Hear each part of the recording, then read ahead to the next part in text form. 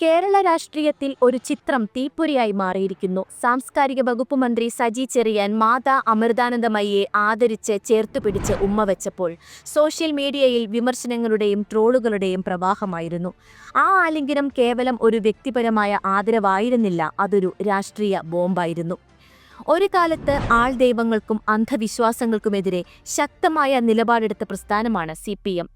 Marxist തത്വങ്ങളെ മുറുകെ പിടിച്ച് പുരോഗമന പ്രസ്ഥാനമായി വളർന്നുവന്ന ഒരു പാർട്ടിയുടെ മുതിർന്ന നേതാവ് ഒരു ആൾദൈവത്തെ പരസ്യമായി ആദരിക്കുന്നത് അണികൾക്ക് നൽകുന്ന സന്ദേശമെന്താണ്?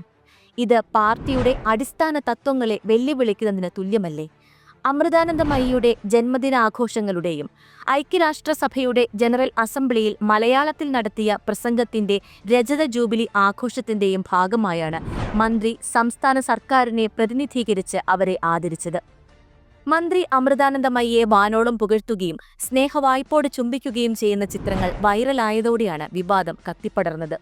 നേരത്തെ മറ്റ് രാഷ്ട്രീയ നേതാക്കൾ സമാനമായ സാഹചര്യങ്ങളിൽ ആൾദൈവങ്ങൾക്കൊപ്പം പങ്കെടുത്തതിനെ രൂക്ഷമായി വിമർശിച്ച ചരിത്രം CPMനുണ്ട്.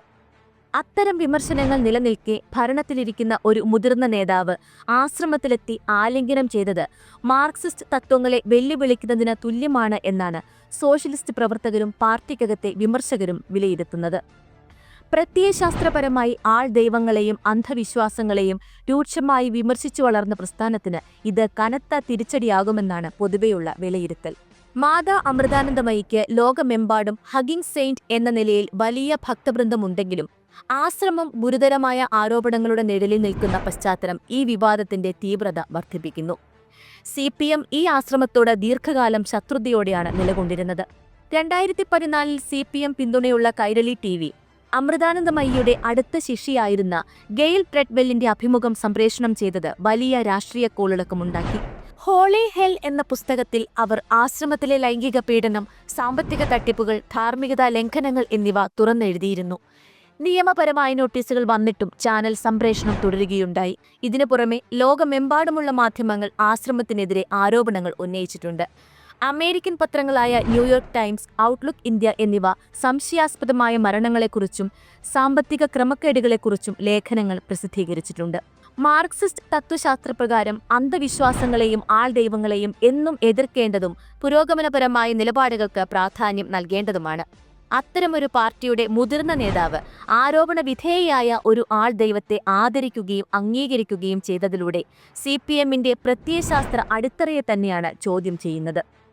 ഈ വിഷയത്തിൽ സോഷ്യൽ മീഡിയയിൽ ട്രോളുകളും വിമർശനങ്ങളും ശക്തമായെങ്കിലും പാർട്ടി നേതൃത്വം വിഷയത്തിൽ വ്യക്തമായ ഒരു വിശദീകരണം നൽകാൻ സാധിക്കാതെ മൗനം പാലിക്കുന്ന നിലപാടാണ് സ്വീകരിച്ചിരിക്കുന്നത്.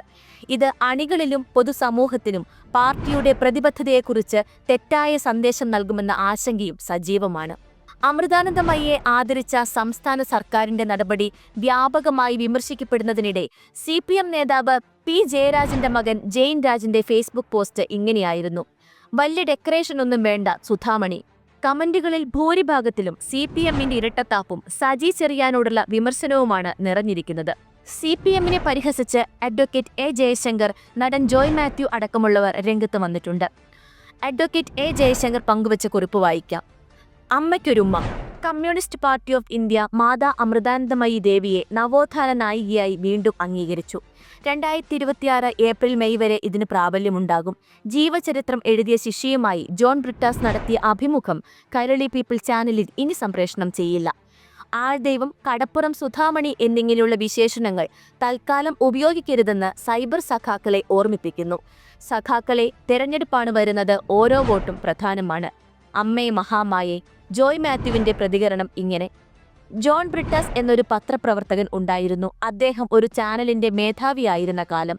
ഒരിക്കൽ ഒരു മദാമ്മ ഒരു പുസ്തകമുണ്ടാക്കി നന്നായി വിറ്റു. അത് കേട്ട പാതി കേൾക്കാത്ത പാതി വിദ്വാൻ ആകാശത്തേക്ക് ഏണിവച്ച് വിമാനം പിടിച്ച് അമേരിക്കയിലെത്തി മദാമ്മയെ അഭിമുഖിച്ചു.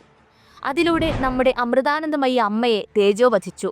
കുട്ടി സഖാക്കൾ അത് കണ്ട് കുട്ടിക്കരണം മറിഞ്ഞ് അട്ടഹസിച്ചു.